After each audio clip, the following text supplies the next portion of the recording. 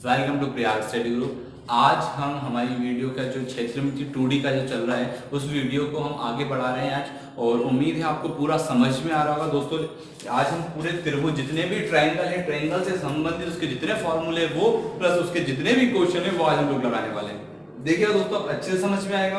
लेकिन जैसे ही आप वीडियो शेयर कर रहे हो तो स्टार्टअप में ही नीचे लाइक दिया है तो उससे पहले लाइक करें और दोस्तों के साथ शेयर करना ना भूलें। तो देखिएगा, पहले हम शुरुआत करते हैं समकोण त्रिभुज से। भाई समकोण त्रिभुज है क्या? राइट एंगल जो ट्रायंगल होता है वही क्या कहलाता है? समकोण त्रिभुज कहलाता है। समकोण त्रिभुज ऐसा होता है जहां पर जो आपकी सबसे बड़ी भुजा होती है उसके सामने का जो कोण होता है वो कितने डिग्री का होता है? 90 डिग्री का होता है। इसी कारण इसको राइट एंगल ट्रायंगल कहा जाता है, समकोण त्रिभुज कहा जाता है। अब भाई जो सामने वाला है उसको हम हाइपोटेनियस कहते हैं, एच हो जाएगा। आपके हम कर्ण कहते हैं, ये हो जाएगा परपेंडिकुलर यानी कि लंब, और ये हो जाएगा बेस यानी कि आधार। अब देखिएगा दोस्तों, अगर मैं आपसे इसके पैरामीटर की बात करता हूं, पैरामीटर मतलब होता है इसका परिमाप, और मैंने बोला परिमाप होता है जो आसपास के क्षेत्र से घिरा होता है वही परिमाप कहलाता है, और एरिया जो अंदर का जितना क्षेत्र वो घेर कर रखता है वो उसका एरिया कहलाता है। जब मैं पैरामीटर की बात करूं तो ये तीनों भुजा जो तीनों साइड है वो आपस में एड हो जाती है, वही क्या कहलाता है? पैरामीटर। यहां मैंने बेस जोड़ दिया, परपेंडिकुलर जोड़ा और हाइट को जोड़ा, b plus p plus h, तो आपका क्या निकल गया? पैरामीटर निकल गया। क्या निकल गया दोस्तों? पैरामीटर। वही अगर मैं एरिया की बात करूं तो फॉर्मूला होता है 1/2 आधार इंटू ऊंचाई। आधार यानी क्या होगा? बेस। ऊंचाई क्या है? पूरा परपेंडिकुलर, तो b into p, 1/2 into b into p। ये आपका समकोण त्रिभुज के फॉर्मूले हो गए। इसी फॉर्मूले से रिलेटेड ही हमारे एग्जाम में क्वेश्चन पूछे जाते हैं। आइए हम देखते हैं समबाहु त्रिभुज, इक्विलेटरल ट्रायंगल की तरफ। समबाहु त्रिभुज, समबाहु जिसकी सभी भुजाएं बराबर हो, जिसकी सभी भुजाएं क्या हो? बराबर हो। ये वाली साइड भी a है, ये भी a है, ये यानी तीनों भुजाएं इसकी क्या है? बराबर है। वही क्या कहलाता है? समबाहु त्रिभुज कहलाता है, इक्विलेटरल ट्रायंगल कहलाता है। अगर मैं इसकी एरिया की बात करूं तो एरिया का फॉर्मूला होता है √3/4 इंटू ए स्क्वायर, क्योंकि इसकी जो सभी साइड है वो बराबर है और मैंने उसको क्या मान लिया? a मान लिया। तो फॉर्मूला आप याद रखिएगा, √3/4 इंटू ए का स्क्वायर होता है। अगर मैं इसके पैरामीटर की बात करूं, इसके परिमाप की बात करूं तो भाई a plus a plus a, a plus a plus a, तीनों साइड का जुड़ा क्या बन जाएगा? 3a हो जाएगा। क्या हो जाएगा दोस्तों? 3a हो जाएगा। वही अगर मैं इसके हाइट की बात करूं, ये इसकी हाइट कहलाती है दोस्तों। ये क्या कहलाएगी? इसकी हाइट। और कभी कभी एग्जाम में हाइट पूछा जाता है तो उसके लिए फॉर्मूला यहां दिया गया है √3/2 इंटू a, √3/2a। इससे क्या निकल जाएगी? इसकी हाइट निकल जाएगी। समद्विबाहु त्रिभुज को देखिए, समद्विबाहु त्रिभुज आइसोस्केल ट्रायंगल होता है, और समद्विबाहु त्रिभुज का मतलब होता है कि जिसी त्रिभुज की दो भुजाएं कैसी हो? समान। दोस्तों आपको यह बता दो, जैसे एक यहां पर 90 डिग्री का था, यहां पर जब तीनों भुजाएं बराबर होती है समबाहु में तो इसके तीनों कोण भी, तीनों एंगल भी इक्वल होते हैं, यानी 60 60 60 रहेंगे। और आप दोस्तों आप लोगों को पता होगा त्रिभुज के तीनों कोणों का योग कितना होता है? 180 डिग्री होता है। तो अगर मैं इसे तीन भागों में बराबर बांटू तो कितना हो जाएगा दोस्तों? ये 60 हो जाएगा, ये भी 60 और ये भी 60। अगर समबाहु त्रिभुज की अगर मैं बात करूं दोस्तों, जो समद्विबाहु त्रिभुज होता है, जैसे ये भुजाएं समान है तो इन भुजाओं के सामने वाले कोण कैसे होते हैं? बराबर। यानी इसके सामने का कोण ये और इसके सामने का एक कोण ये, तो ये दोनों थीटा थीटा मान लिया, यानी ये दोनों जो एंगल रहेंगे वो कैसे रहेंगे? बराबर। यानी कि समद्विबाहु में दो भुजाएं बराबर होती है, दो कोण बराबर होते हैं। अगर मैं इसके एरिया की बात करूं तो एरिया हो जाएगा दोस्तों b/4 रूट में 4a का स्क्वायर माइनस b का स्क्वायर। ये एरिया आपको याद रखना है, मोस्ट इंपोर्टेंट है। इससे एग्जाम में क्वेश्चंस पूछे जाते हैं जो फिर फॉर्मूला बेस्ड ही रहते हैं। अगर फॉर्मूला याद है तो आपसे जल्दी कर पाएंगे, राइट। इसके पैरामीटर की बात करें तो पैरामीटर देखिएगा दोस्तों, ये a है प्लस b है प्लस a और a कितना हो जाएगा दोस्तों? 2a हो जाएगा प्लस b। तो ये इसका क्या निकल गया दोस्तों?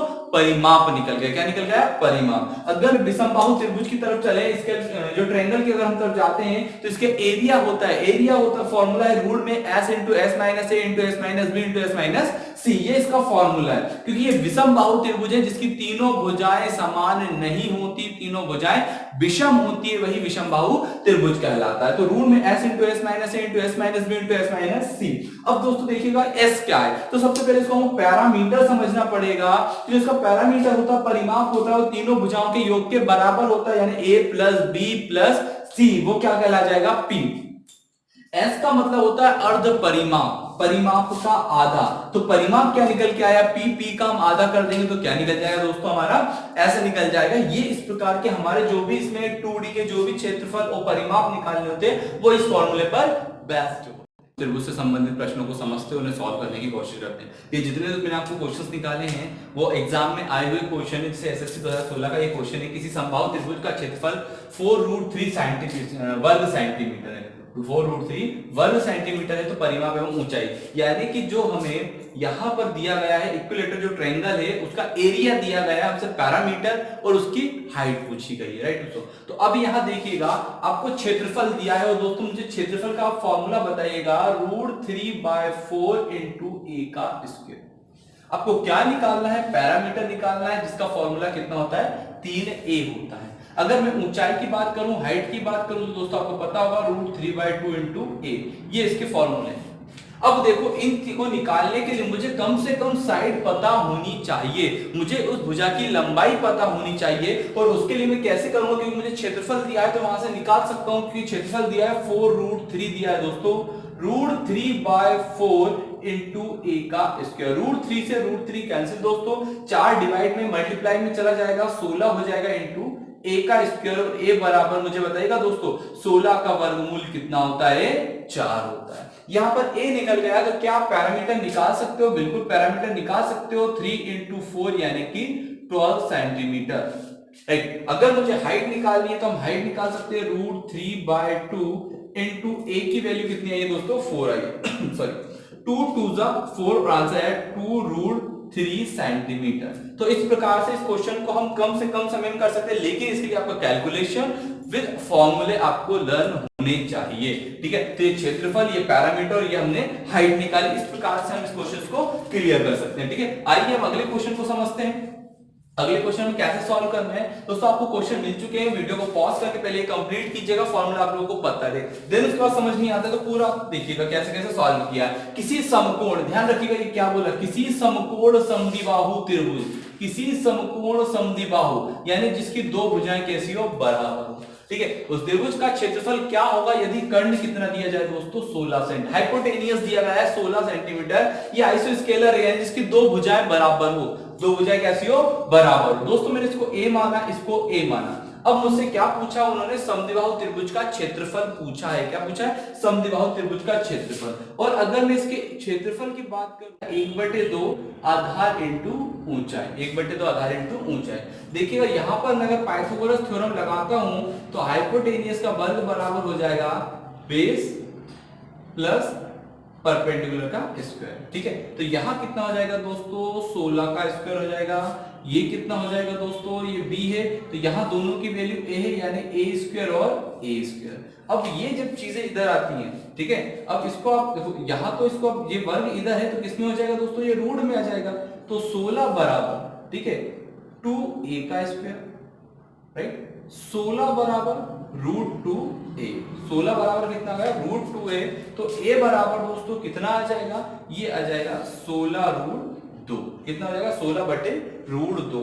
और इसको और भी सॉल्व करो तो इसको आप कर सकते हो 8 गुणा √2 गुणा √2, √2 से √2 कैंसिल, यानी 8√2। इसको आप ऐसा लिख सकते हो सिंप्लीफाई करके। तो दोस्तों देखिएगा इसकी जो बेस और जो हाइट है वो कैसी है? बराबर है। तो आप इसको कर सकते हो 1/2 गुणा 8√2 गुणा 8√2, ठीक है। तो भाई देखिएगा इस दो को आप क्या लिख सकते हो? इस दो को मैं लिख सकता हूं √2 × √2, 8√2, 8√2, √2 ये कैंसिल हो जाएगा, 8 64 वर्ग सेंटीमीटर। तो इस प्रकार ये क्वेश्चन आसानी से बन जाता है, लेकिन बस याद रखना है समद्विबाहु त्रिभुज की जगह यहाँ पर समकोण दिया है, पूरा ये कैसे होगा? समकोण की तरह होगा। सिर्फ यहाँ पे हो जाएगी इसकी दोनों साइडें कैसी होगी दोस्तों? बराबर होगी। दोनों साइडें कैसी होगी उसकी? बराबर होगी। आइए हम अगला क्वेश्चन समझते हैं। अगले क्वेश्चन में जहां आपको दिया गया है किसी त्रिभुज, अभी त्रिभुज कोई सा भी हो सकता है, ना ही दिया गया आपको इक्विलेटर है, ना ही आइसोस्केलर है, तो इसको हम विषम बाहु मानकर ही चलेंगे। किसी त्रिभुज का क्षेत्रफल 250, जो एरिया दिया है वो 250 वर्ग सेंटीमीटर दिया है। बेस एवं हाइट, जो उसका बेस है और जो हाइट है उसका रेशो दिया है 4:5, तो आपको हाइट निकालनी है। तो दोस्तों देखिएगा जो आपको बेस दिया है और हाइट दिया है उसका रेशो दिया है 4:5, तो इसको 4x और इसको 5x मान सकता हूं, ठीक है। अब यहां इसका क्षेत्रफल, अगर मैं एरिया की बात करूं तो मुझे एरिया दिया है 1/2 आधार इंटू ऊंचाई। एरिया दिया है 250, 1/2 इसको लिख लूंगा मैं 4x दोस्तों, इसको लिख लूंगा 5x, ठीक है, 5 दूना कितना, 2 दूना 4 हो जाएगा, 250 बराबर 5 दूना 10 एक्स स्क्वायर। 0 से 0 कैंसिल, तो एक्स स्क्वायर बराबर 25 दोस्तों, तो एक्स बराबर कितना आ जाएगा 5। अगर मुझे यहाँ क्या पूछा है, ऊंचाई ज्ञात करनी है, ऊंचाई 5x होता है, एक्स की वैल्यू निकली है 5 यानी कि 25 सेंटीमीटर। ये आपके आरआरबी में आया हुआ क्वेश्चन है, ठीक है। तो पूरे ये क्वेश्चन हमारे आए हुए हैं, बिल्कुल आप समझते हुए कीजिएगा, ठीक है। और हम क्वेश्चन देखते हैं इससे जुड़े हुए क्वेश्चनों को त्रिभुज के, जिसमें दिया गया है दोस्तों किसी त्रिभुज का परिमाप है 32 सेंटीमीटर, पैरामीटर 32 सेंटीमीटर दिया, उसकी एक भुजा 11 सेंटीमीटर और अन्य दो भुजाओं का अंतर दिया है 5। बिल्कुल बेसिक चीज से हम करेंगे। अगर परिमाप की अगर बात की जाए तो आपको दोस्तों पता होगा जो परिमाप है वो P बराबर पैरामीटर होता है a प्लस बी प्लस सी, ये होता है उसका परिमाप।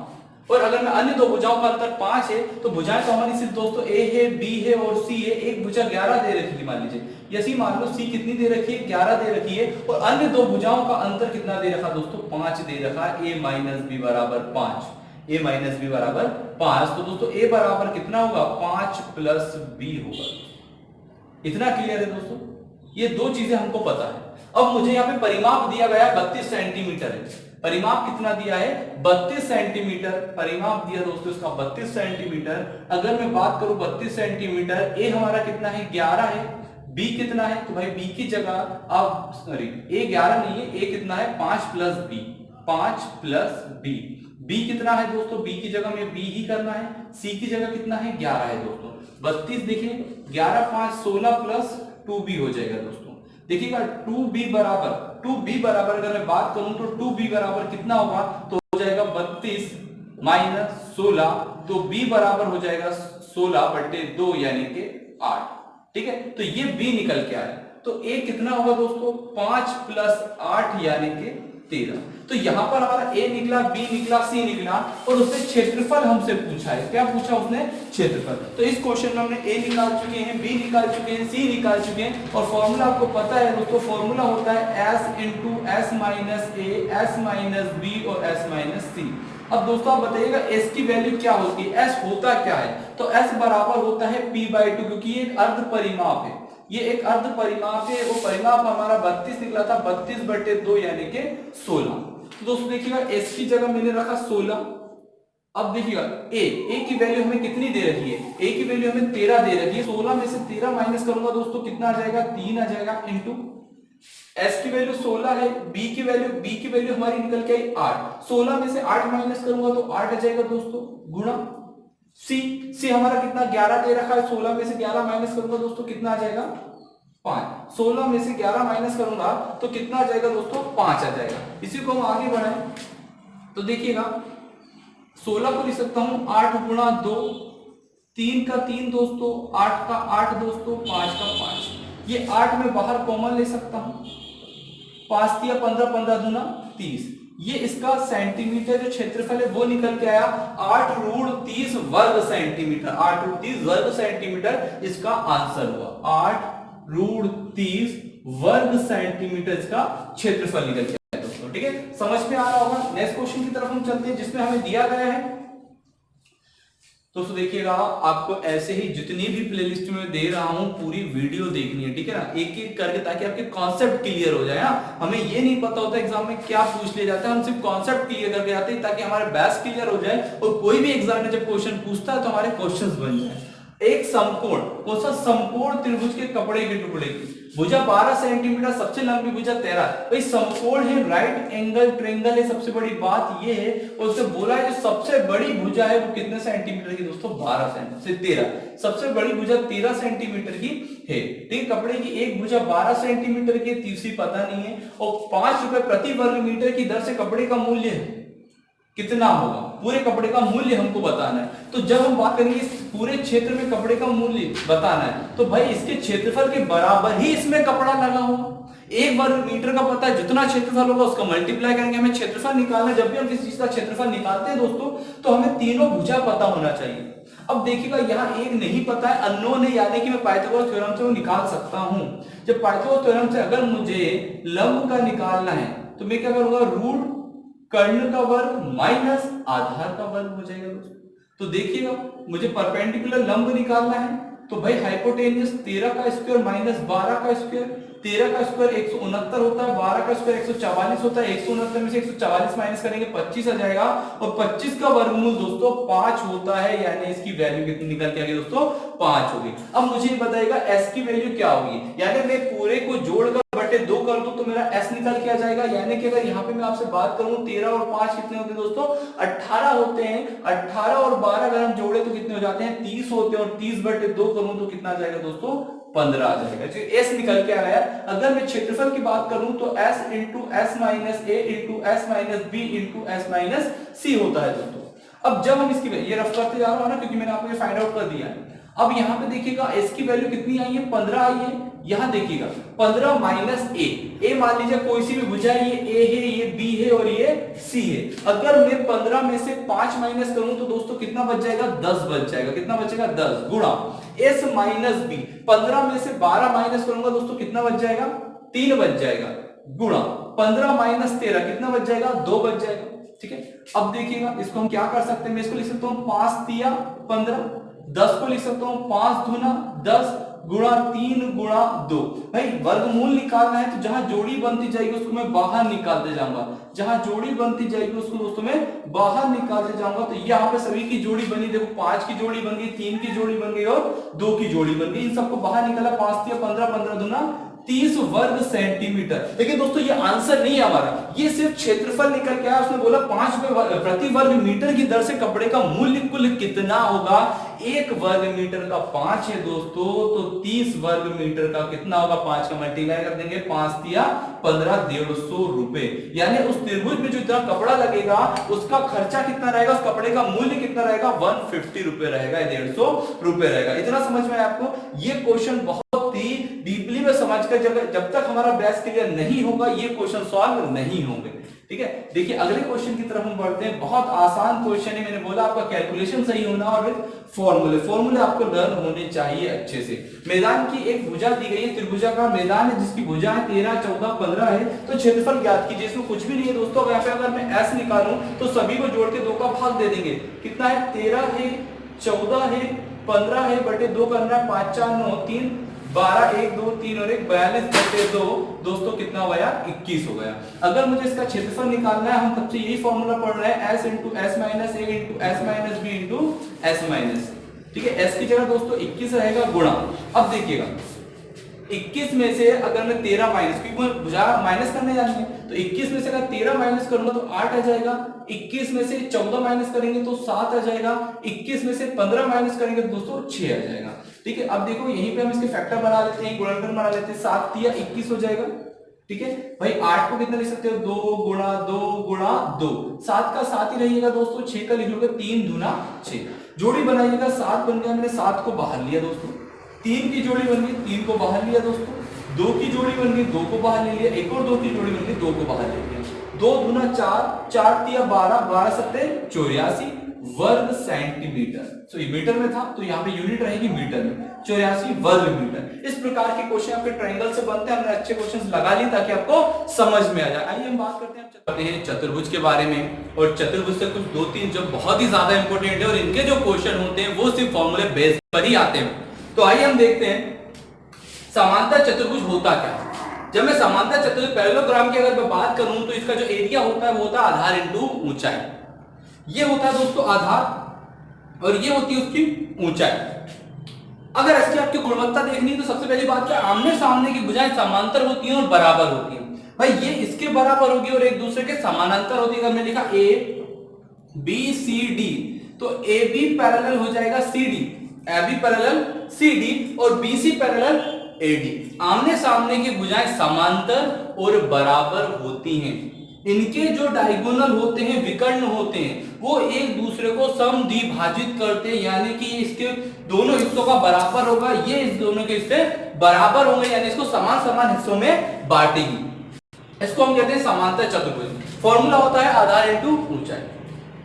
दोस्तों मैं समचतुर्भुज की बात करूं, रोम्बस की बात करूं तो फॉर्मूला होता है 1/2 विकर्णों का गुणनफल या d1 इंटू d2। मैंने विकर्ण जो है डायगोनल वो d1 d2 माने कि भाई ये दोस्तों d1 है ये d2 है, तो दोनों का गुणनफल या दोनों विकर्णों का गुणनफल भी आप कह सकते हैं।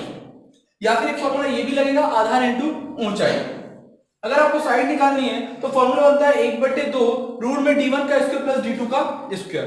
भाई समचतुर्भुज होता है जिसकी चारों भुजाएं बराबर हो, चारों भुजाएं कैसी हो, बराबर हो, और जो इसके दोनों विकर्ण होते हैं वो एक दूसरे को समद्विभाजित करते हैं, और आमने सामने के कोण कैसे होते हैं, बराबर। ये कोण इसके बराबर होगा, ये कोण इसके बराबर होगा, और जो विकर्ण होते हैं वो सामने वाली भुजा या सामने वाले कोण को बराबर बराबर हिस्सों में बांटते हैं, वो कहता है रोम्बस समलंब चतुर्भुज कहलाता है।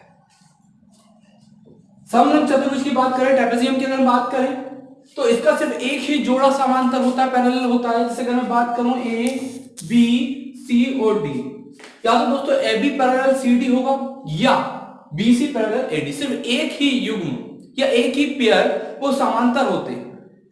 तो फॉर्मूला इसके एरिया का 1/2 समांतर भुजाओं का योग इनटू ऊंचाई। तो ये फॉर्मूले आपको याद रखने, इसके कुछ बेस्ट क्वेश्चन है वो आज हम सॉल्व करेंगे। जो चतुर्भुज है हमारे, इनसे जुड़े हुए कुछ क्वेश्चन हैं वो हम समझते हैं कि एक समांतर चतुर्भुज की एक भुजा 32 है, हाँ 32 सेंटीमीटर की एक भुजा है, और दूसरी भुजा से इसके लंब की दूरी 15 सेंटीमीटर है। तो क्षेत्रफल ज्ञात कीजिए। दोस्तों क्षेत्रफल निकालना है, और चतुर्भुज कौन सा है, समांतर। जो समांतर चतुर्भुज का अगर मैं क्षेत्रफल की बात करूं तो a बराबर होता है आधार इंटू ऊंचाई। अब एक भुजा अगर आपको दी जाती, मान लीजिएगा एक चतुर्भुज है दोस्तों, ये मान लीजिए एक चतुर्भुज है, इसको आधार मान ले या इसको आधार मान ले, और 20 से इसके लंब की दूरी आपको दे रखी है 15, तो ये तो आपका h होगा। अगर ये दिया जाए या ये दिया जाए वो आपका क्या हो जाता है, बेस हो जाता है, राइट। तो यहाँ पर चारों भुजाएं बराबर होती है, चारों भुजाएं कैसी होती है, बराबर होती है। तो यहाँ पे क्या हो जाएगा आपका आधार इंटू ऊंचाई, 15 दूनी 30, 15 तिया 45 और 3 48 वर्ग सेंटीमीटर। तो आपका आंसर हुआ 480 वर्ग सेंटीमीटर। बहुत ही आसान है। अगर किसी समलंब चतुर्भुज की समांतर भुजाएं 36 मीटर और 56 मीटर है, इनके बीच की जो लंब दूरी दी है वो 11 मीटर है, तो दूसरे विकर्ण की लंबाई क्या होगी। तो दोस्तों उसके विकर्ण की लंबाई ने उसका क्षेत्रफल पूछा है, उसका क्षेत्रफल क्या होगा, क्षेत्रफल हमसे पूछा है कि क्षेत्रफल उसका क्या होगा। तो दोस्तों इसके क्षेत्रफल की अगर मैं बात करूं तो फॉर्मूला इसका बनता है 1/2 समांतर भुजाओं का योग, समांतर भुजाओं का योग इंटू ऊंचाई, समांतर भुजाओं का योग इंटू क्या हो जाएगा दोस्तों, ऊंचाई। अब समांतर भुजाएं कौन कौन सी दोस्तों, 36 है और कौन सा है, 56 है, और इनके बीच की दूरी कितनी है दोस्तों, 11 है। 6 और 6 कितना हो जाएगा, 12, 5 3 8 और 1 9/2 गुणा हो जाएगा 11। जब 2 से इसका भाग दूंगा तो 2 चुको 8, 2 6 12 11, ठीक है। 11 6 कितना हो जाएगा 66, 11 चुको 44, 44 और 6 कितना हो जाएगा 506 वर्ग मीटर। ये इसका क्षेत्रफल निकला। बहुत आसान, सिर्फ फॉर्मूले बेस पर ही ये क्वेश्चन बन जाते हैं, लेकिन इसके लिए हमें फॉर्मूला याद होना बेहद ही जरूरी है। आइए अगले क्वेश्चन की तरफ हम चलते हैं। जब मैं अगले क्वेश्चन की बात कर रहा होता हूं तो वहां लिखा है समचतुर्भुज का क्षेत्रफल 27 वर्ग मीटर है, उसका एक विकर्ण 9 मीटर, दूसरे विकर्ण की लंबाई। तो जब इसके क्षेत्रफल की बात करें दोस्तों, आपको याद होगा इसका क्षेत्रफल बनता है क्षेत्रफल बराबर 1/2 दोनों विकर्णों का गुणनफल। क्षेत्रफल कितना है दोस्तों, 27 से बराबर 1/2 हो जाएगा, कितना है 9 गुणा कितना मान लो दूसरे को d2 या x भी मान सकते हैं, ठीक है। पहला हमने विकर्ण 9 दिया, देखिएगा 27 दो भाग में है, गुणा में पहुंच गया है, 9 गुणा में है, भाग में पहुंच गया है, d2 9 तिया 27 दोस्तों, 3 गुना कितना हो जाएगा 6। तो दूसरे विकर्ण की लंबाई है वो कितनी है 6 मीटर। इस प्रकार से हमने तीनों क्वेश्चन सॉल्व करे। तो आज मैंने आपको ट्रायंगल बताया, ठीक है, आपको मैंने कोऑर्डिनेटर बताया, ठीक है, त्रिभुज और समचतुर्भुज दोनों आज हमारे क्लियर हो गए। उम्मीद है आप लोगों को समझ में आया होगा। यहाँ पे हमारा 2D कंप्लीट होता है और हम 3D की तरफ जहाँ आयतन है, आयतन के कॉन्सेप्ट हम क्लियर करेंगे। उम्मीद है समझ में आ रहा होगा। दोस्तों आप ऐसे ही हमारे साथ बने रहिएगा, वीडियो को लाइक कीजिएगा और दोस्तों को सब्सक्राइब करना बिल्कुल ना भूलिएगा। और दोस्तों जितने भी आप लोग अगर कॉन्सेप्ट समझ में आ रहा है, क्योंकि ये पूरा बेसिक चलता है, चाहे तो हम कुछ क्वेश्चन के लिए ट्रिक भी बता दें, लेकिन हमने देखा एग्जाम में जितने भी क्वेश्चन आते हैं वो बेस्ट फंडामेंटल से डिपेंड होते हैं कि अगर आपका बेसिक क्लियर है तो ही आपसे बनता है। तो मैं यहाँ पे जो हमारा मेंसुरेशन कॉन्सेप्ट है, इस पर सिर्फ हमने बेसिक की ही बात की है। समझ में आ रहा होगा। धन्यवाद। जय हिंद।